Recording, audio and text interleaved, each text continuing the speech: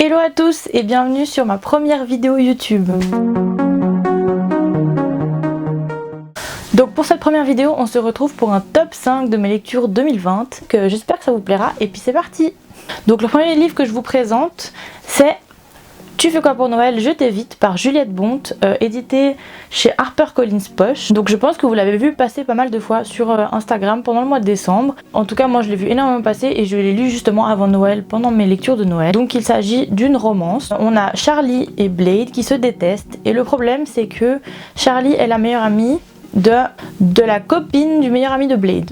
Donc du coup ils sont obligés de se voir souvent parce qu'en fait ils se voient tous les vendredis soirs dans le bar d'un de leurs amis en commun, et pendant une soirée ils discutent et là un voyage en Laponie se profile dangereusement aux grandes dames de Charlie qui déteste Noël en plus. Donc du coup se retrouver en Laponie pendant la période de Noël, bof bof quoi, j'imagine. Pour ceux qui aiment pas Noël ça doit pas être fou, mais bon voilà.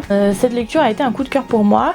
J'avais eu un tout petit peu de peine à rentrer dedans, je me souviens, mais c'était plus par rapport à mon humeur un peu maussade du début du mois de décembre. Pourtant les fêtes arrivaient, mais voilà. Dès que j'étais dedans, je l'ai dévoré. Il fait un peu plus de 300 pages et la narration est intéressante parce qu'on saute de Charlie à Blade et c'est cool parce que du coup on a le point de vue de Blade aussi, parce que souvent dans les romances de Noël on a le point de vue féminin seulement, et là je trouve cool qu'on ait aussi un point de vue masculin. Donc, franchement, si vous aimez les romances de Noël, je vous le conseille. Après je sais que, moi personnellement j'aime pas lire des romances de Noël hors période de Noël, donc du coup voilà. Mais si jamais il vous tente, n'hésitez pas, il est vraiment chouette. Quatrième position, nous avons Vampiria, la cour des ténèbres par Victor Dixon, édité chez Robert Laffont. Donc c'est son dernier qui est sorti, je sais plus quand, au mois d'octobre peut-être dernier, mais en tout cas c'est le premier Victor Dixon que je lisais et ça a été un coup de cœur. C'est des vampires à Versailles, donc franchement je trouve ça trop cool. Donc là on va suivre Jeanne, une jeune fille qui voit toute sa famille se faire massacrer et du coup elle a très envie de se venger. Disons que les codes dans cette cour des ténèbres du coup sont très stricts, et elle doit suivre plusieurs règlements, mais elle veut se venger, donc du coup elle prend des décisions. Moi j'étais pas toujours d'accord avec toutes ces décisions, mais bon voilà. Après j'imagine que quand on a soif de vengeance, on prend pas toujours les bonnes décisions. Mais voilà, c'était un vrai coup de cœur, vraiment prenant. Les chapitres ils se lisent tout seuls. Vraiment, si vous cherchez une lecture facile et chouette, vous pouvez vous diriger vers celui-ci. Je l'ai lu en 3 jours et j'ai une autre copine sur Instagram qui l'a lu en 3 jours aussi, il me semble. Si ça vous plaît, les vampires, je trouve que c'est une bonne manière de les aborder différemment que ce qu'on a vu ces dernières années avec Twilight et voilà, toute la folie vampirique qu'on a eu. Là je trouve que c'est différent et j'ai vraiment beaucoup aimé.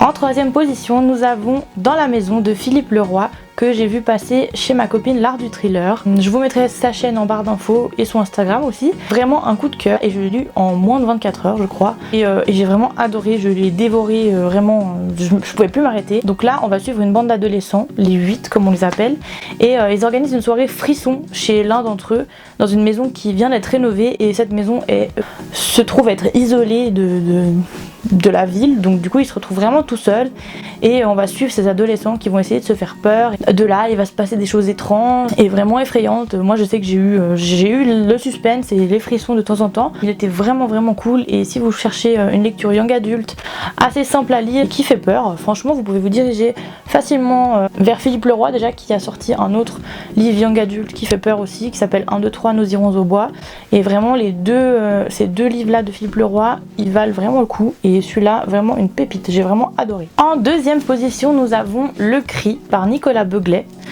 que j'ai lu en lecture commune avec mes copines, L'Art du Thriller et les lectures d'Émilie. Je vous mettrai leur lien en barre d'infos. Donc Le Cri, il s'agit d'un thriller qui se déroule en partie à Oslo, mais on voyage beaucoup. En fait tout part de la découverte d'un cadavre dans un hôpital psychiatrique, et l'inspectrice Sarah Geringen est appelée parce que on pense que c'est un suicide à la base, mais elle va vite se rendre compte que ce n'en est pas un. Les éléments qui sont autour de la mort de la personne sont trop suspects pour qu'il s'agisse d'un simple suicide. Donc de là va partir beaucoup de choses, et en fait fait l'histoire va être bien plus grande que simplement la découverte d'un cadavre dans un hôpital psychiatrique. C'est bien plus grand que ça et on sent que l'auteur est très informé sur son sujet, qu'il a vraiment fait des recherches et c'était vraiment hyper agréable à lire. Les chapitres ils se lisent tout seuls et vraiment j'ai adoré cette lecture, c'était vraiment trop chouette. Donc vraiment si vous aimez les thrillers haletants et à suspense, foncez vers celui-ci. Et il fait partie d'une trilogie qui comprend Complot et L'île du diable, que je n'ai pas encore lu mais qui m'attendent sagement dans ma palle. Donc j'ai hâte de les découvrir aussi. Et voilà, dites-moi si vous l'avez lu, si jamais, n'hésitez pas. Et en numéro 1, mon coup de cœur ultime de 2020, il s'agit de Entre deux mondes par Olivier Norek. C'est le premier roman d'Olivier Norek que je lisais. Et franchement, je ne regrette pas de l'avoir sorti de ma palle. Je l'ai lu en lecture commune aussi avec une de mes copines sur Bookstagram. Vraiment un coup de cœur ultime. Quand on lit le résumé derrière, on ne s'attend pas à ce qui va se passer dans le livre.